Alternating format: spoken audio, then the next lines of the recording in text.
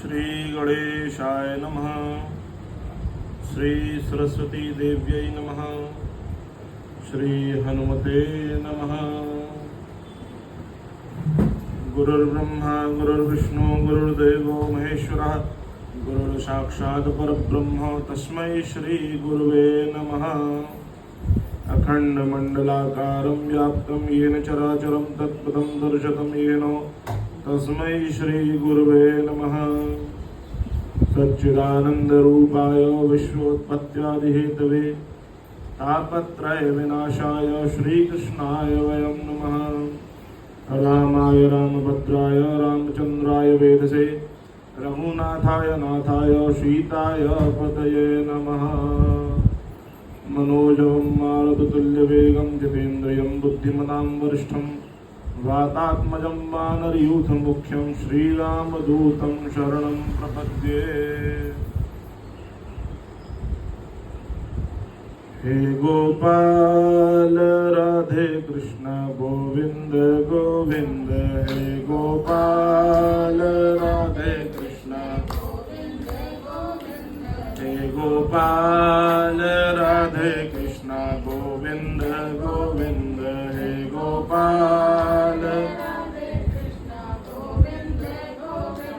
कृष्ण गोविंद गोविंद राधे गोविंद गोविंद।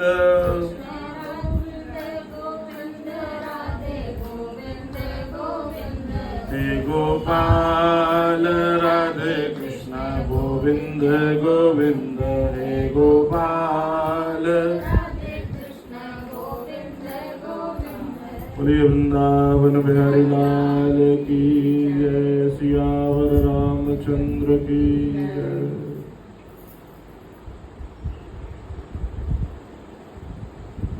आज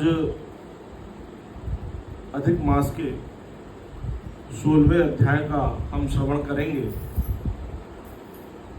अभी तक आपने कथा में सुना कि ऋषि वाल्मीकि दृढ़धन्वा को जब मन में यह संकोच रहा कि उस तोते ने आत्म तत्व के चिंतन के बारे में बार बार मुझे क्यों कहा, यह कथा जब उन्होंने वाल्मीकि जी को बताई तो वाल्मीकि जी ने उनको उनके पूर्व जन्म की कथा का वर्णन किया, जिसमें वह सुदेव शर्मा नाम के ब्राह्मण थे तथा उनकी पत्नी गौतमी थी, और वह बहुत ही प्रकांड विद्वान, पौरोहित्य कर्म करने वाले,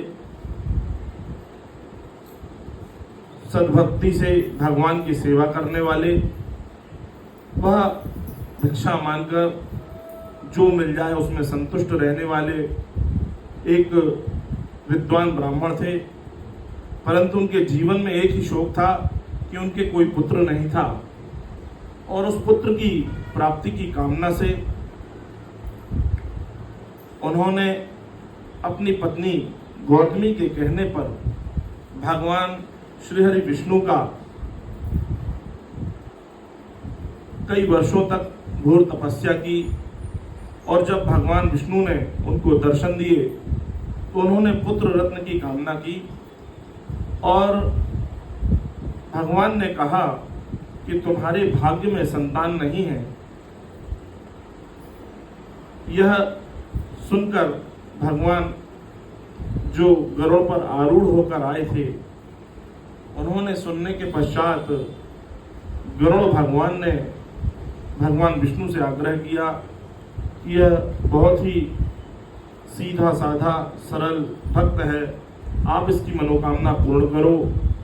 और गरुड़ के कहने पर भगवान श्री हरि विष्णु ने उनको पुत्र रत्न की प्राप्ति के लिए आशीर्वाद दे दिया।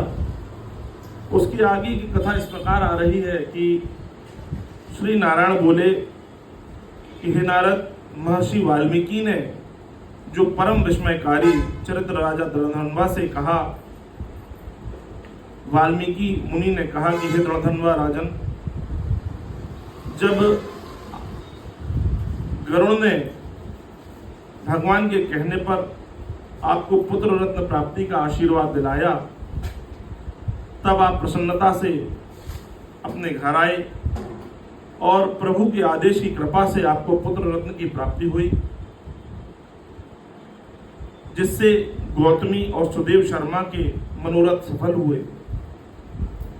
परंतु गरुड़ ने यह भी कहा था कि आपको पुत्र जन्म दुख अवश्य रूप से प्राप्त होगा, क्योंकि आपके भाग्य में संतान सुख नहीं है।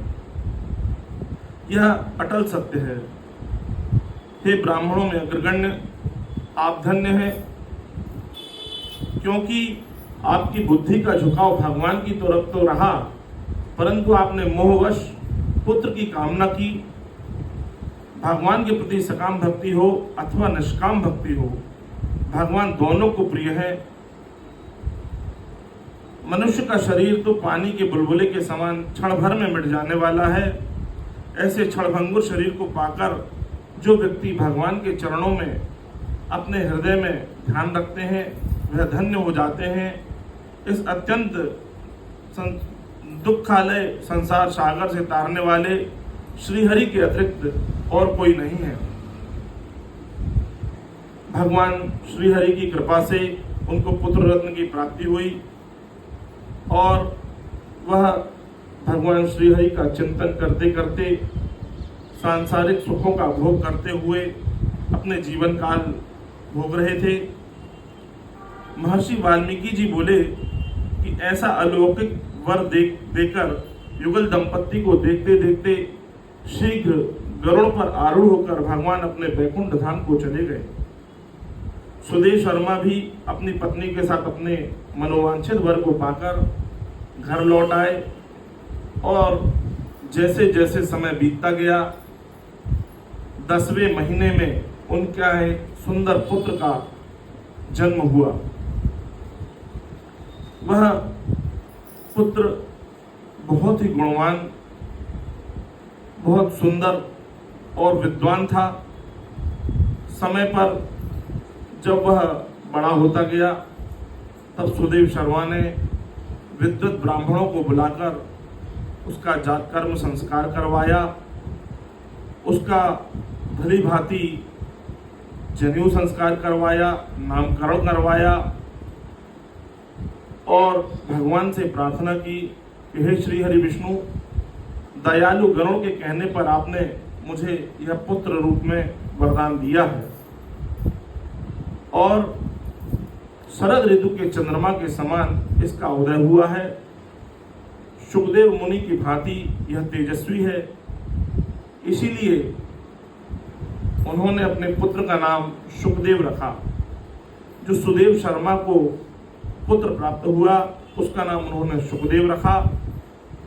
माता के मन में आनंद देता हुआ और पिता के भावी जीवन की आशा अभिलाषा के साथ शुक्ल पक्ष की जिस तरह चंद्रमा बढ़ता है, उसी तरह वह पुत्र भी शीघ्रता से बढ़ने लगा।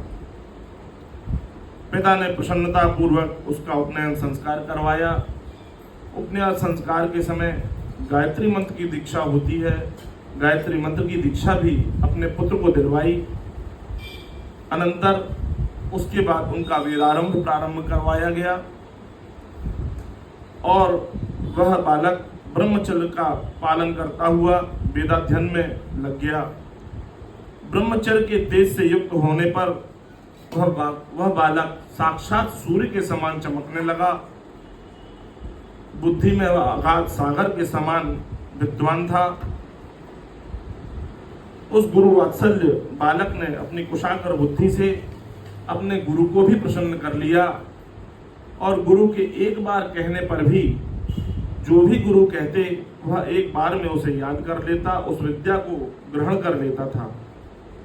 महर्षि वाल्मीकि जी के कहने लगे कि एक समय की बात है, करोड़ों सूर्य के समान जिनका तेज था, देवल ऋषि उनके घर पर पधारे।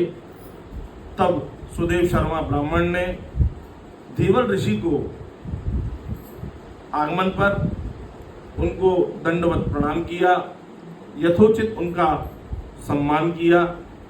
उनका पाद प्रक्षालन करवा के आसन पर बिठलवाया। उसके बाद उनका पुत्र भी वहां आया और सुखदेव ने भी उनको प्रणाम किया। उस पुत्र को देखकर देवल ऋषि बहुत अचंभित हो गए कि इतनी छोटी उम्र में भी इसके चेहरे पर कितना तेज है, कितना प्रभाव है। यह साक्षात श्री हरि विष्णु का अंश लग रहा है। और उसको देखते हुए देवल ऋषि ने उसे अपने पास बुलाया और उसका हाथ देखना प्रारंभ किया।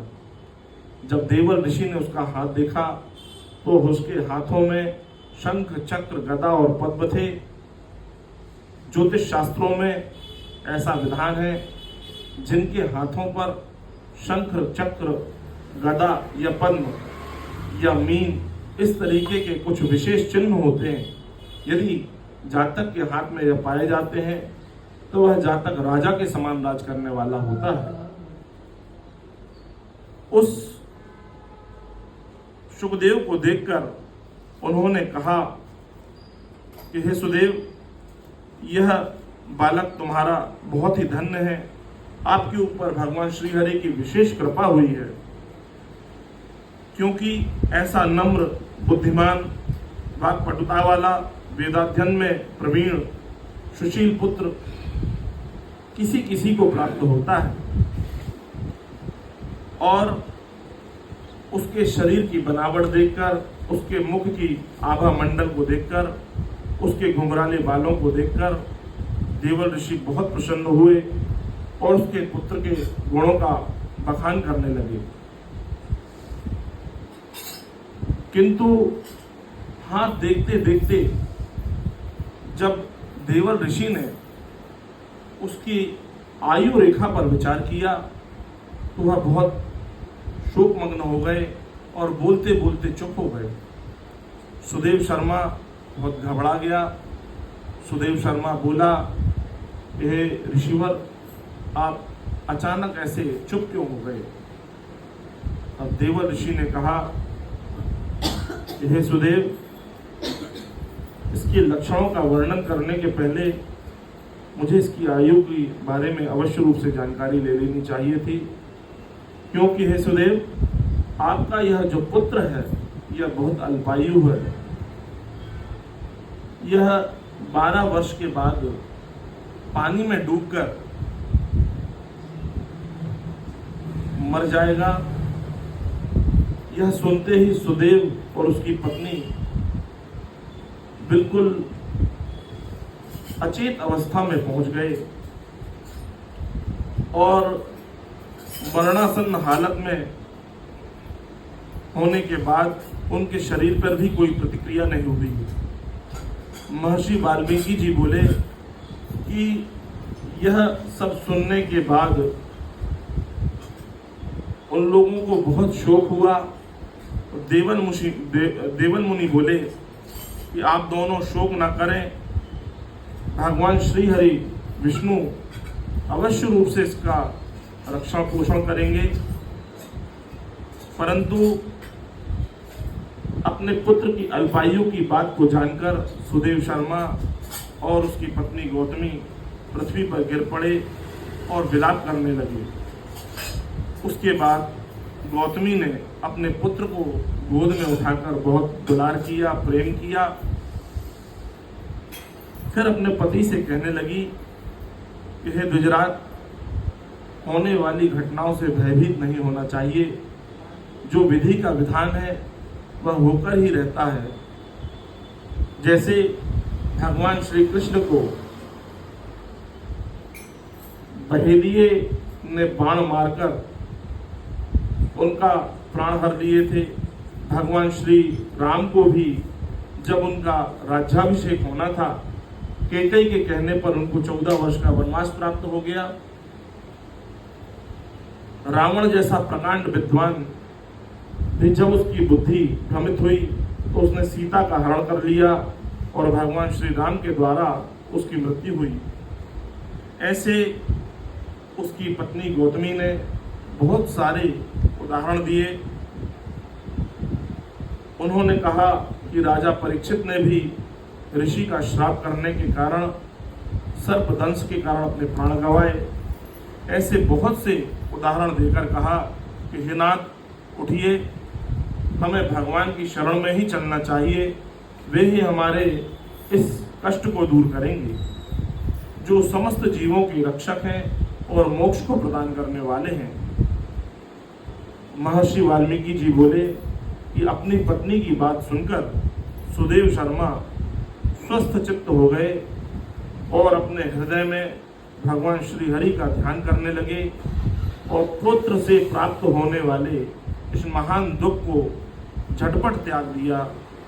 श्री ब्रह्मण्य नारदी पुराणे पुरुषोत्तम महात्म्य बोलिए वृंदावन बिहारी लाल की जय। आज यहाँ पर हम लोगों ने सुना कि जब भाग्य में कुछ होता नहीं है, उसके बाद भी यदि हम उसको प्राप्त करने के लिए प्रयास करते हैं तो वह हमें कुछ समय के लिए अवश्य रूप से प्राप्त हो जाए, परंतु उसके बाद वह हमारे हाथ से चली जाती है। तो जो दुख हमको पहले ना प्राप्त होने पर था, उससे ज़्यादा दुख हमको उसके जाने पर होता है। और भगवान श्री हरि विष्णु ऐसे पुरुष, ऐसे देवता हैं जो हमारी सभी मनोकामनाओं को पूर्ण करते हैं, परंतु इसके लिए हमें भाव की आवश्यकता होती है। हम जैसा भाव अपने भगवान के प्रति रखेंगे, भगवान उसी तरह से हमको उसका फल देते हैं। एक कथा आती है, एक बहेलिया जंगल में सदैव शिकार करता रहता था और जानवरों को मारकर उनको खाता था, अपने परिवार का पालन पोषण करता था। एक समय की बात है, जब वह जंगल में शिकार कर रहा था तो जंगल में ही एक पुराना मंदिर उसको दिखा। वह मंदिर में गया, वहां भगवान शंकर का एक शिवलिंग स्थापित था। जैसे ही उसने भगवान शंकर का शिवलिंग देखा,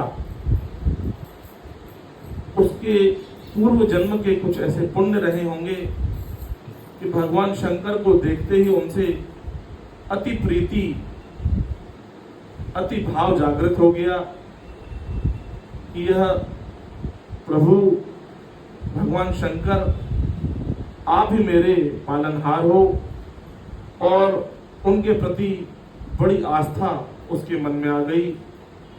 वह भगवान शंकर की नित्य पूजन करने लगा, परंतु वह पूजन अर्चन तो जानता नहीं था, परंतु भगवान शंकर के प्रति उसका भाव जो था बहुत ही सुंदर था। और वह शिवलिंग देखकर इतना प्रसन्न होता था, रोज उनके दर्शन करने जाता था। और थोड़ा बहुत उसने जो सुना कि जो भगवान होते हैं हमें उनको जल चढ़ाना चाहिए, हमें भोग लगाना चाहिए, जो उसको थोड़ी बहुत जानकारी थी।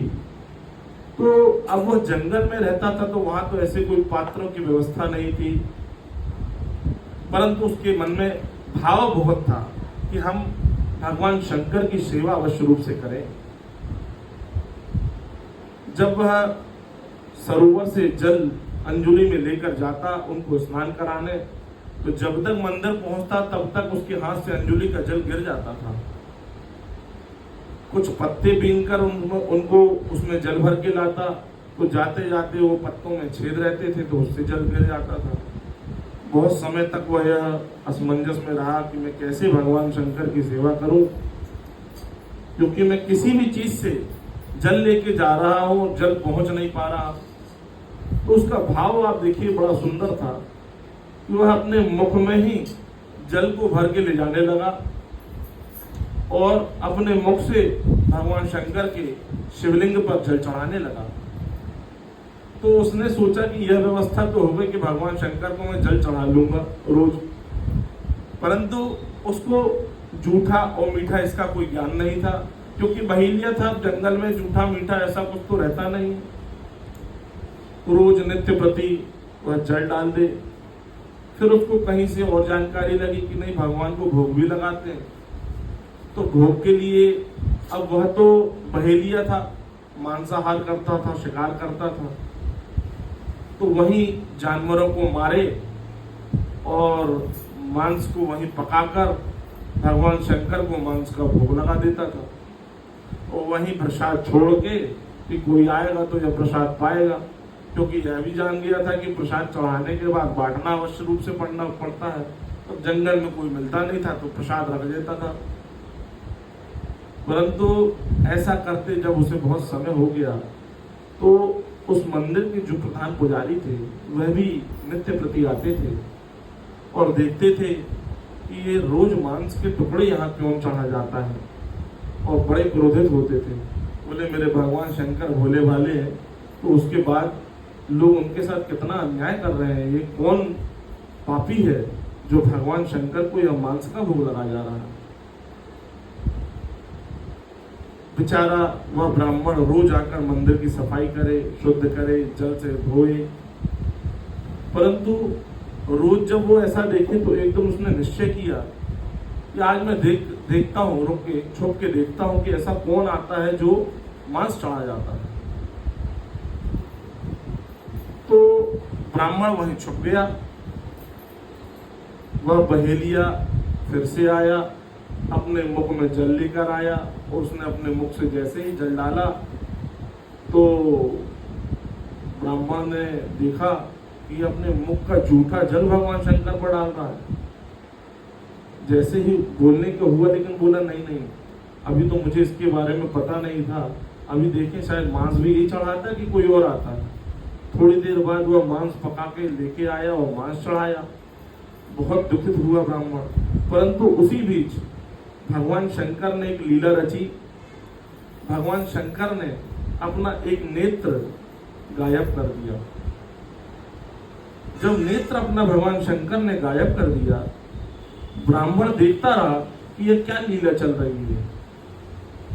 जब अपना नेत्र भगवान शंकर ने गायब किया तो वह जो बहेलिया था, जैसे ही उसने भगवान का पिंडी का दर्शन किया, शिवलिंग को देखा कि भगवान के एक नेत्र गायब है, उसने कहा अरे भगवान शंकर आपका नेत्र कहाँ चला गया। परंतु उसने यह सुन रखा था कि जहर ही जहर को काटता है। औषधि के रूप में वह यही जानता था कि क्यों मेरे भगवान शंकर एक आंख से अंधे हो गए हैं, ऐसा करूं कि अब यहाँ नेत्र तो है नहीं है, मैं अपना ही नेत्र भगवान शंकर को लगा देता हूँ। उसने अपना बाण निकाला और अपने बाण से अपनी एक आंख काट कर भगवान शंकर को चिपका दी और प्रणाम कर लिया। बोले हाँ भगवान शंकर पूर्ण हो गए।